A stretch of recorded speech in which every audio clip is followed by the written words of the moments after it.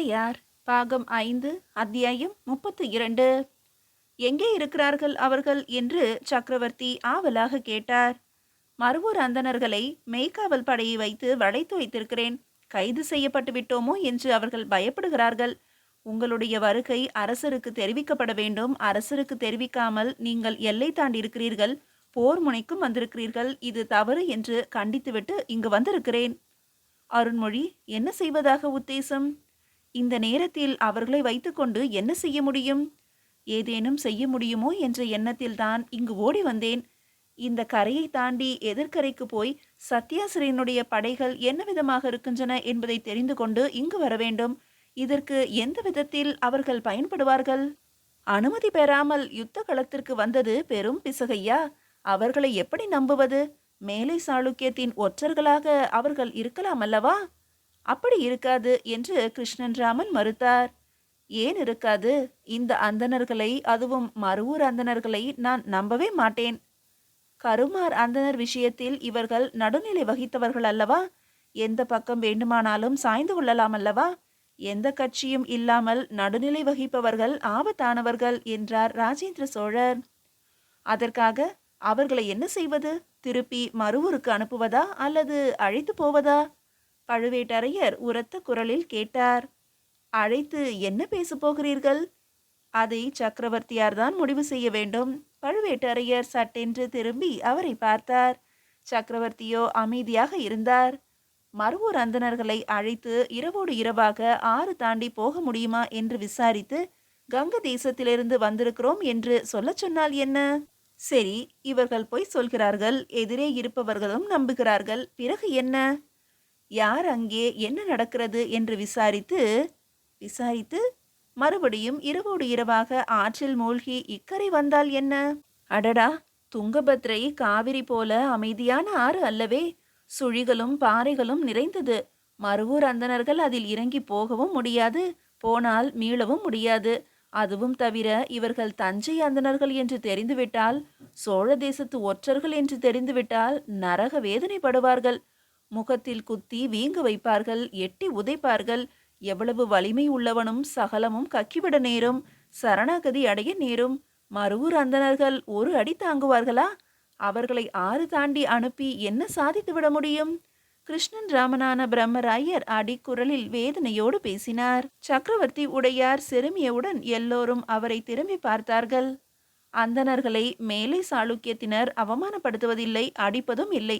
அவர்கள் ஒற்றர்களாக இருந்தாலும் கூட அவர்களை இம்சிப்பது இல்லை, துரத்தி விடுவார்கள். ஆனால் நீங்கள் சொல்லுவதெல்லாம் மறவர்களுக்கு நடக்கும். பிராமண சாபம் பொல்லாதது என்று மிக உண்மையாக நம்புகிறவர்கள் அந்த மேலை சாளுக்கியத்தினர். இந்த அந்தணர்களை விட்டால் வேறு ஆள் இல்லை என்று நினைத்து கொண்டிருக்கிறீர்களா? வைணவதாசன் என்ன செய்து கொண்டிருக்கிறான்? பழுவேட்டரையர் சீறினார். வைணவதாசன் வேலை செய்து கொண்டுதான் இருக்கிறான். வீணாக உரக்க பேச வேண்டாம். பிரம்மராயர் முறைப்பாக பேச அங்கு சற்று உஷ்ணமான ஒரு சூழ்நிலை உண்டாகியது. சக்கரவர்த்தி உடையார் அனைவரையும் கை அமர்த்தினார். உங்களுடைய ஆலோசனைகளுக்கு நன்றி. மருவூர் அந்தணர்களை அருண்மொழி பட்டன் அழைத்து வரட்டும் என்றார். சக்கரவர்த்தி பிரம்மராயரை பார்த்து மெல்ல சிரித்தார். கவலைப்பட வேண்டாம், அந்தணர்களோடு பேசி தெளிவான முடிவு பிறகு எடுப்பேன் என்றார். அந்த அந்தணர்கள் வந்தார்கள். வரிசை வரிசையாக வந்து கை கூப்பினார்கள். சட்டென்று கையை உயர தூக்கி அரசனை வாழ்த்தி ஸ்லோகம் சொல்ல ஆரம்பித்தார்கள். அரசனை விஷ்ணு ரூபனே என்று கொஞ்சம் துவங்கினார்கள். சபையில் உள்ள பல்லரும் மெல்லியதாக நெளிய சக்கரவர்த்தி அசையாது கண்மூடி கேட்டுக்கொண்டிருந்தார். முடிந்தவுடன் கை கூப்பினார்கள். கை உயர்த்தி ஆசீர்வதித்தார்கள். இங்கு ஆசனம் கிடைப்பதற்கு வழியில்லை, எனவே அவரவர் சௌகரியப்பட்ட இடத்தில் உட்கார்ந்து கொள்ளுங்கள் என்று சக்கரவர்த்தி வேண்டிக் கொண்டார். அவர்கள் நின்ற இடத்திலிருந்து சட்டென்று அமர்ந்து கொண்டார்கள். என்ன விஷயம் என்று கேட்க தாங்கள் வந்திருக்கின்ற விஷயத்தை சொன்னார்கள். வடக்கு நோக்கி காசி வரை போக விரும்பியதாகவும், அப்படி போவது என்பது மேலை சாளுக்கியம் வழியாக போகலாமே என்று தேர்ந்தெடுத்ததாகவும், போருக்கு முன்னரே போய்விடலாம் என்று நினைத்ததாகவும், ஆனால் விரைவாக போக முடியவில்லை என்றும், பல இடங்களில் பல நாட்கள் தங்கித்தான் பயணப்பட வேண்டியதாயிற்று என்றும் சொன்னார்கள். பயணத்தின் நோக்கம் காசி என்று தட்டு தடுமாறி சொன்னார்கள். சபை அதை கூர்மையாக கவனித்தது. காசிக்கு போக எளிமையான பாதை கிழக்கு கடற்கரை சாலை வழியாக கீழே சாளுக்கியம் போய் பிறகு ஒட்டர் தேசம் போய் அங்கிருந்து கங்கை கரை வழியாக காசியை அடைவதுதான் காலகாலத்திற்கும் நடைபெறும் வழக்கம்.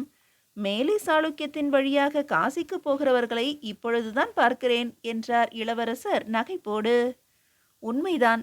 இந்த முறை நாங்கள் இந்த பாதையை தேர்ந்தெடுக்க காரணம் இருக்கிறது. கங்க தேசத்தையும் இரட்டைப்பாடியையும் அதற்கு மேலுள்ள பகுதியையும் சோழ தேசம் கைப்பற்றி இருக்கிறது. போருக்கான ஆயத்தங்கள் நடைபெறுவதால் இந்த இடத்தில் பாதை செம்மையாக இருக்கும் என்றும் வழியிலே நடமாட்டம் இருக்கும் என்றும் அதனால் காடு பகுதிகளை தாண்டுவது எளிது என்றும் நினைத்ததும் இந்த இடத்தை தேர்ந்தெடுத்தோம். நாங்கள் நினைத்தது போலவே எங்களை தாண்டி பார வண்டிகள் போயின. சோழ தேசத்து ஒற்றர் படையும் கருமார் கூட்டமும் கடந்தன. சகலரும் எங்களை இனம் கண்டு கொண்டு அரிசியும் பருப்பும் கொடுத்துவிட்டு போனார்கள். வழியில் விலங்கு பயமோ திருடர் பயமோ இல்லை. வழிநெடுக நாங்கள் தேசாந்திரம் போகிறோம் என்றுதான் சொல்லி கொண்டு வந்தோம். கங்க தேசத்தில் மிக பெரிய மரியாதை. இரட்டைப்பாடி கிராமங்களில் எதிர்ப்பு இல்லை. கேட்டதை கொடுத்தார்கள். மேலே சாளுக்கியத்திலும் அந்தணர்களுக்கு மரியாதை இருந்தது. ஆயுதங்கள் வைத்திருக்கிறோமா என்று சோதித்தார்கள். இல்லை என்றதும் விட்டுவிட்டார்கள். கயா காசிக்கு போக வழி சொன்னார்கள். வழியில் உள்ள க்ஷேத்திரங்களை எல்லாம் குறித்து கொடுத்தார்கள். துங்கா பத்ரா என்று 2 நதிகளை பற்றியும் பேசினார்கள். அப்படியா? உங்கள் மீது எவரேனும் வன்முறைக்கு முயற்சித்தார்களா? இல்லை இல்லை என்றார்கள் அந்தணர்கள். என்ன காரணமாக இருக்கும்? அந்தணர்கள் என்பதுதான் காரணம். அவர்கள் வன்முறையாக கொஞ்சம் பேச ஆரம்பித்தார்கள். நாங்கள் அடக்கினோம். அப்படியா? எவ்விதமாக? நாங்கள் அந்தணர்கள் சோழ தேசத்தில் இருந்தாலும் கங்க தேசத்தில் இருந்தாலும் இரட்டைப்பாடியில் இருந்தாலும் மேலை சாளுக்கியத்தில் இருந்தாலும் நாங்கள் அந்தணர்கள். மக்களுக்கு நல்லது செய்வதுதான் எங்கள் வேலை. எங்களை அடித்தாலும் நாங்கள் பதிலுக்கு அடிக்க மாட்டோம். நீங்கள் ஏசினாலும் நான் பதிலுக்கு ஏச மாட்டேன். என்ன கொடுமை செய்தாலும் நான் பொறுமையாக ஏற்றுக்கொள்வேன் என்று அவர்களிடம் சொல்ல அவர்கள் மனம் நெகிழ்ந்து போனார்கள். உங்களை போய் நாங்கள் ஏன் கொடுமை செய்ய போகிறோம் என்று சொன்னார்கள். நல்லது. சோழ தேசத்திற்காக நீங்கள் ஒரு உதவி செய்ய வேண்டும். சொல்லுங்கள். சோழ தேசத்திற்கு நீங்கள் நன்றி கடன் பட்டிருக்கிறீர்கள் அல்லவா? வெகு நிச்சயமாக. என்ன விதமாக நன்றி கடன் பட்டிருக்கிறீர்கள்? சக்கரவர்த்தி அவர்களை பார்த்து கொண்டே கேட்டார். எங்களுடைய குலமும் குலத்தொழிலும் இன்று வரை நல்ல முறையில் இயங்க காரணம் சோழ தேசத்து மாமன்னர்கள், சோழ தேசத்து மக்கள், அவர்களின் அன்பு, சோழ தேசத்து மறவர் குலம், அவர்களின் செயல்திறன், சோழ தேசத்து பூமி, அந்த வண்டல் பூமியில் கிடைத்த நெல்லை தின்றுதான் நாங்கள் வேதம் பயின்றோம். அந்த பூமிக்கு, அந்த பூமியை சார்ந்த மக்களுக்கு நாங்கள் நல்லது செய்துதான் ஆக வேண்டும். எவரையும் துன்புறுத்த முடியாது. எந்த விதமான வன்முறையிலும் ஈடுபட முடியாது.